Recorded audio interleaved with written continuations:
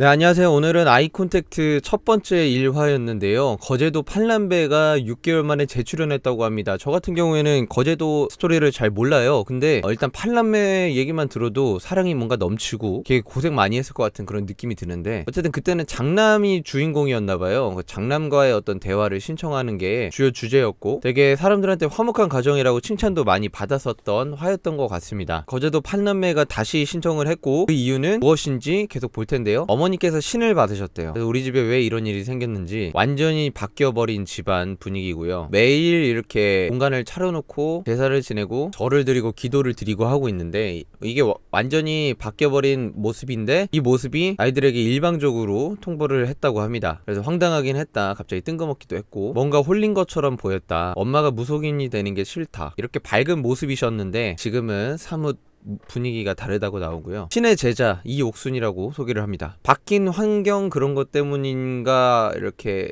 아이들이 신청한 이유를 예측을 하고 있는 어머니고요. 자녀들이 자신을 이해하지 못하고 반대했던 사실을 이미 알고 있습니다. 원래는 시끌벅적했던 거실이었는데 이제는 고요하고 적막한 거실이라고 합니다. 왜냐면 어머니가 살림을 하셨는데 이제는 신내림을 받고 난 이후에는 살림을 전혀 하지 않고 있기 때문이죠. 그래서 쓸쓸함이 쌓인 바닥. 제가 한 번은 공부가 잘 안 된다고 얘기를 하니까 옛날에는 괜찮다, 너나 할 수 있다 라고 다독여 주셨었지만 이제는 신한테 기도해 줄게, 이런 식으로 얘기를 한다고. 그리고 몇 시간 동안 방에 들어가면 기도하느라 안 나오는 건 기본이고, 눈 뜨자마자 기도하고 신령님들에게 아침 인사를 드리고, 그 다음에 바다신에게 기도를 또 드리고, 낮 12시에서 1시는 108배를 드리고, 밤 9시에는 또 기도를 드리고, 12시에도 기도 드리고, 밤에도 또 기도 드린다고 합니다. 이런 엄마가 기도를 하고 있을 때 다가가는 게 굉장히 무섭게 느껴졌다고 해요. 옛날에는 엄마가 밥 해주고 그랬는데 난 엄마 볶음밥 먹고 싶다. 근데 이 장면이 약간 연출인 것 같긴 한데, 어쨌든 뭐 필요한 연출이니까 눈이 오나 비가 오나 하루도 쉬지 않고 일을 했거든요. 이게 너무 힘들더라고요. 이렇게 왜 신내림을 받게 됐는지 그 어머니의 이야기가 이제 나옵니다. 내가 노력한 것의 80%만 이뤄져도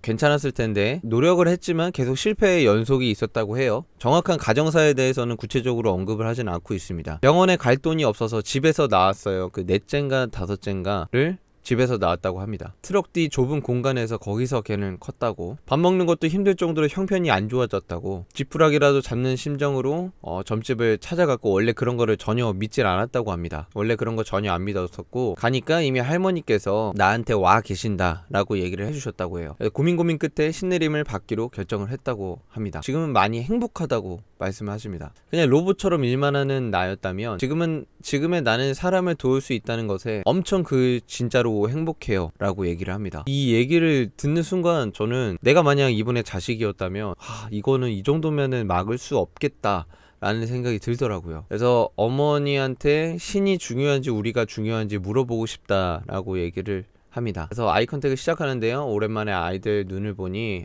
서로 정말 바로 눈시울이 젖어지고 눈물을 흘리더라고요. 우리냐 신이냐 라는 주제로 아이컨택을 시작합니다. 평범한 엄마이길 바라는 아이들이고요. 블라인드가 내려가고, 엄마로서 애들을 생각해줬으면 좋겠어. 나는 엄마가 뭔가에 홀린 것 같아. 엄마가 기도하는 방에 들어가면 엄마가 고개 숙이고 눈 감은 채로 징을 치잖아. 그런 걸 보면 나는 엄마가 뭔가에 홀린 것 같아서 하면서 흐느껴 오는데 너무 슬픕니다. 이게 수영이 입장에서는 엄마가 떠나가 버리지 않을까라는 걱정이 있다. 엄마들이 따라와서 돌봐주고 용기도 준다고 하는데 이 친구는 수험생이에요. 그래서 다른 엄마들은 따라와서 돌봐주고 용기도 준다고 하는데, 엄마가 하는 말이 이제 할 수가 없다. 엄마도 지금 굉장히 중요한 시기니까 그런 엄마를 너네들이 기대를 하지만 난 지금 그럴 수 없다 라고 얘기를 합니다. 수진이는 이제 특히 중2이고 학교에서 놀림이라도 당하면 어떡하냐. 엄마도 그것 때문에 고민을 많이 했다. 친구들이 너는 왜 아빠가 데려다 주냐고 물어봐. 근데 그 시간에 엄마는 기도해야 되는데 라고 얘기를 하고, 솔직히 그런 거 안 믿거든. 엄마한테 신점 봐준 사람 내가 사기 같다고 했잖아. 엄마가 그런 사람이 된다는 게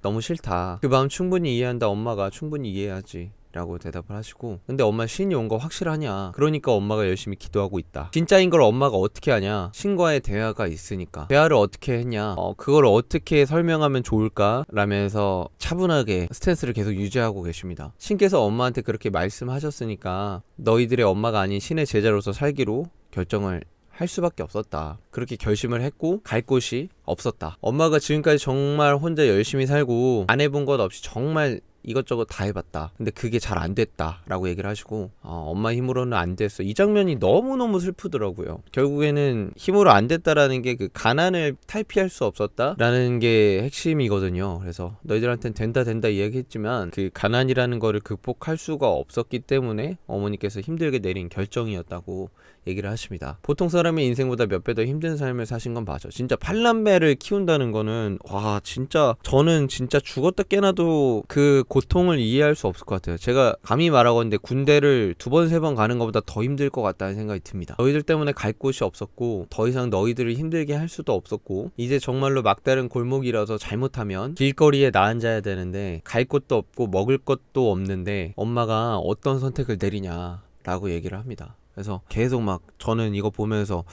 팔남매인데 정부가 어떻게 지원해주는 게 많이 없나? 또 그거 이외에 별도로 아버지는 어떤 일을 하고 계시며 내가 만약 팔남매였다면 저기서 부모 저런 힘든 가정 형편과 부모님을 위해 어떤 행동들을 했을까 계속 생각하게 되더라고요. 엄마는 다른 사람들이 고생하는 거 몰라줘도 되는데 너희들이 엄마를 이해해주면 그걸로 충분하다 라고 얘기를 하십니다. 너희들이 엄마 딸이어서 엄마 자식이어서 행복하면 그걸로 충분하다 라고 말씀하십니다. 엄마가 지금 이렇게 안 하면 너희들도 엄마처럼 살 거니까 그럴 수 없었다 얘기를 합니다. 이 포인트가 뭐냐면 이 강호동이 말하는데 신내림을 거부하게 되면 이것도 속설이긴 한데 신내림을 거부하게 되면 그 자식에게 그 신내림이 되물림된다라는 말이 있기 때문에 그것 때문에 또 엄마가 선택을 할 수밖에 없었던 비하인드가 있을 것 같다라고 얘기를 합니다. 너희들은 너희 인생을 살았으면 좋겠다. 노력하면 노력한 만큼 보답이 오는 삶을 살았으면 좋겠다. 그러기 위해 자신이 기도를 하는 거고 엄마처럼 노력해도 안 되는 그런 인생 말고 엄마가 1순위를 신으로 둔다는 말은 곧 너희들이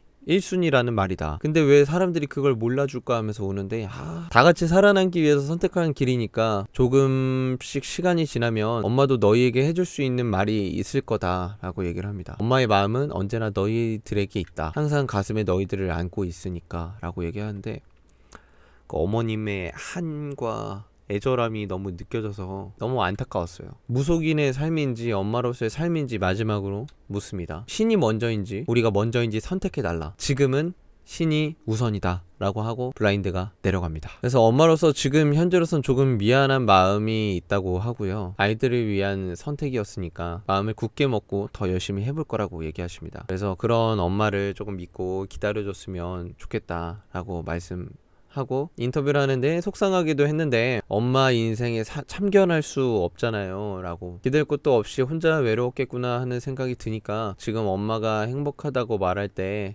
이게 정말 엄마를 위한 길이구나. 저도 사실 그렇게 느꼈어요. 엄마가 지금의 삶이 예전보다 행복하고 더 낫다라는 말씀을 하시니까 그거를 어떻게 막을 명분이나 방법이 없다고 생각이 들더라고요. 엄마가 행복해야 가족도 행복한 거잖아요. 어머니와 연락이 끊긴 둘째와 셋째가 어머니가 신을 선택한 것에 대해서 서운하지 않도록 제가 중간에서 좀 설득을 해야 될 것 같다 라고 말을 하고 이제 가족을 응원하면서 끝납니다. 저 같은 경우에는 크리스천이기 때문에 진짜 저희 엄마가 그런 신내림을 갑자기 받게 된다면 정말 당황스러울 것 같아요. 왜냐면 이 신내림이라는 게 저는 사실 이 무당이라는 분들이 어떻게 보면은 귀신에게 기도를 하는 거라고 생각하거든요. 그 신이라는 것들 자체가 막 이렇게 징치고 막 덩덩덩덩 치고 하는 것들이 다 그 귀신을 신을 불러오는 행동들이어서 그래서 그런 삶을 살아가시는 어머님을 옆에서 보는 게 쉽지는 않을 거 정말 어려운 삶이 될 것 같고 8남매이기 때문에 서로가 서로를 의지하면서 물론 힘들겠지만 의지하면서 나아갈 여지는 있다라는 점이 그나마 좀 다행인 것 같고 내가 만약 저분의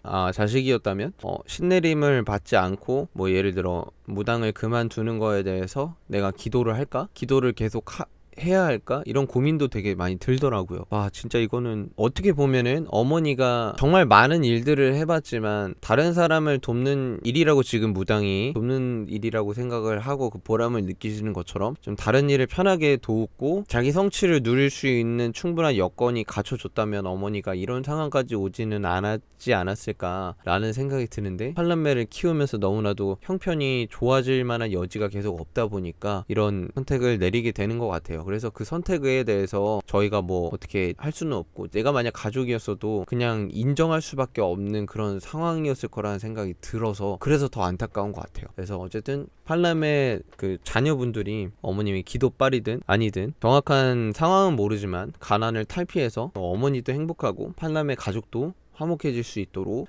기원하겠습니다. 이상 오늘 아이콘택트 리뷰 마치겠습니다. 다음 주 화요일 이 시간에 다시 찾아뵙겠습니다. 감사합니다. 꼬박.